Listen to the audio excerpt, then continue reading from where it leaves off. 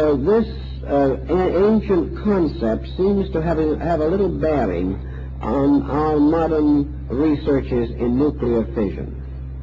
Nuclear fission is only a manifestation of the incredible energy potential that is locked within the smallest divisions or units of substance. This reveals perhaps more rapidly and clearly than any other way that the entire energy of space is captured in each of the seeds which are sown in space, and that the reason why the fission of the atom is possible is because all growth is finally a fission of atoms.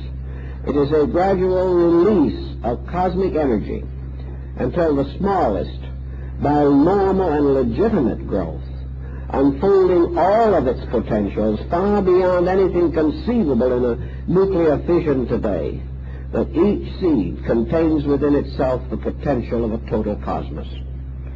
This would be quite consistent with the old position and may yet have some fascination for modern thinkers. As the universe and the solar systems that make it up moves in its endless march across the great fields of space, another interesting point is presented, namely that growth has to be according to this ladder of John, or this ladder of Muhammad. Evolution is the motion again from the center to the circumference. And all the great energies in the field set aside for the solar system were condensed, drawn together, or centered in the form of the physical sun. This sun became a vast compression of energy that had otherwise been diversified over a large area. The moment this compression was perfected or completed, the visible or luminous body of the sun appeared.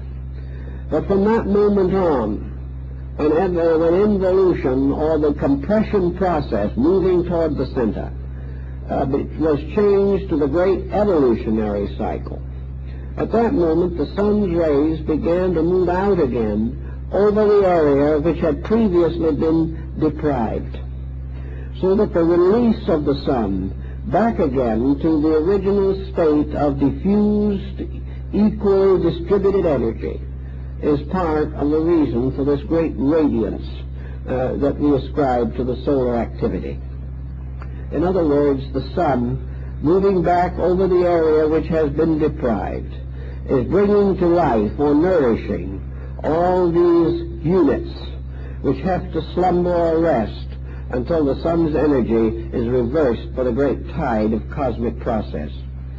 The ancients thought this all out. Perhaps they were ambitious, perhaps they were audacious, but in any event they had a big idea.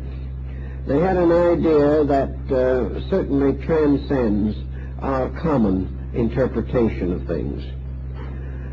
In the development of this same concept, the sun became more and more identified with the essential characteristics of man himself. Just as the solar system had its sun, so every man must have his sun, must have his light.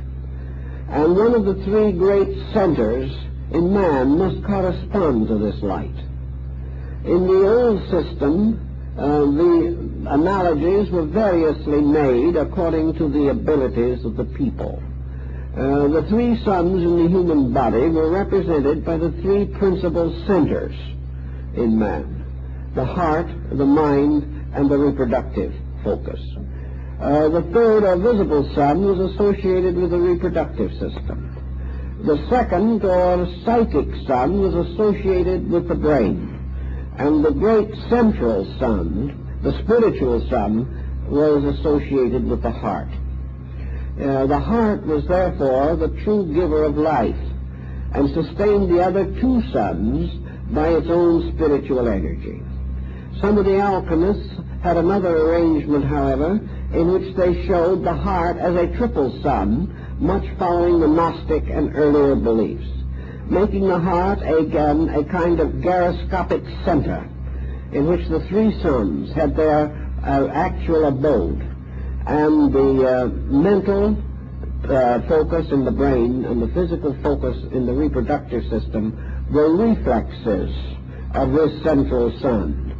This returns also in your northern Buddhistic school, where the spiritual sun, Amida, is represented by the two reflexes which are essential expressions, Kanman and Seishi, one representing the psychic life of the individual and the other representing the generative power indicated by the thunderbolt carried by Seishi.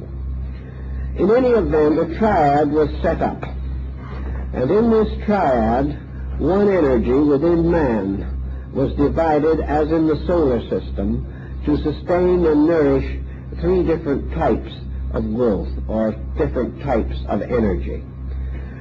Actually, according to the old Hindus, there is another interesting point, namely that the solar system, with all this elaborate process going on in it, and these processes are innumerable and are not in conflict with each other, that the solar system truly represents a great womb, a great place for the prenatal development of sons.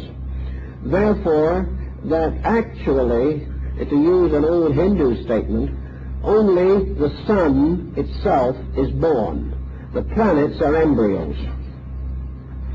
These embryos actually signify unborn sons. Therefore, each one of them is attached to the solar center by an invisible magnetic umbilicus, which enters each of the planets itself magnetically at the North Pole and provides the luminance or energy necessary to maintain the planet. Each of the planets, therefore, is in a prenatal state nursed by the sun, and will remain in this state until it is born, at which time its magnetic field will reverse in the same way as the circulation of the blood in the embryo. In this also, the fact that the planets are not born is carried on as a thought further into the Hindu cosmogony. In the magnetic fields of the planets, 5 magnetic fields are recognized or identified. These magnetic fields surround each one of the planets. But by means of a little trick in mathematics, these magnetic fields have been increased in number to 7 by dividing 2 of them in half. That is, into an upper and lower level, as in the case in man of the emotional nature, which is described as the higher and lower emotions, and the mental nature described as the higher and lower mind. But actually this is something of a subterfuge, because the complete septenary is only symbolically implied. In the ancient system, each planet has 5 magnetic fields, the sun providing the 6th and 7th, so that actually there are only 5 separate bodies for planets, magnetic or invisible bodies. And the 6th and 7th bodies have not been individualized, and they remain part of the magnetic field of the sun. It is when the 6th and 7th body have been identified or individualized that the planet is actually born and becomes a sun. Until then, it depends for its life and nutrition upon the solar center. All this is also referred to and discussed in the great symbol systems of antiquity. And for instance, we know that in Buddhism, the 5 Dhyana Buddhas are recognized, the 5 great spiritual meditating lords, but the 6th and 7th, though known to exist esoterically, are not listed or are not revealed. These represent the 2 powers of life in an evolving planet that have yet to be individualized from the solar body. Man also has the power of a septenary of sensation, 7 senses, but only 5 of these have been individualized, the other two belonging to the psychic field of the planet itself. Thus, everywhere in the present state of mankind, all septenaries consist of 5 operating and 2 suspended powers. This is because they all go back to the solar system with its 5 individualized and 2 unindividualized essences. What is the ultimate power of a solar system to be understood as consisting of? In the ancient times, Plato, many others, referred to the solar system as the divine animal. The Chinese have a very good idea of this. The solar system is a being. The solar system is alive. And the solar system is the peculiar deity ruling over everything that exists within it. Therefore, the basic nature of a religion must be associated to the nature of the creation evolving in a solar system. If we get to other planets, as we may someday, it's not at all impossible, we are going to find, however, that intuitively and psychically we have accord with all beings on other planets. I think this idea of a malignant race somewhere in space waiting to conquer the Earth is in the world of science fiction. Actually, man's 6th and 7th sensory perception must be held in common with the equivalent on all other planets of the solar system. Every planet may develop a kind of life which has sensory manifestations of its own, and they may be entirely different from ours. These beings may have the equivalent of 5 sensory perceptions. If they are comparatively young, they may not have individualized as many to the same degree that we have. If they are more advanced, they will have individualized them perhaps past anything we have achieved.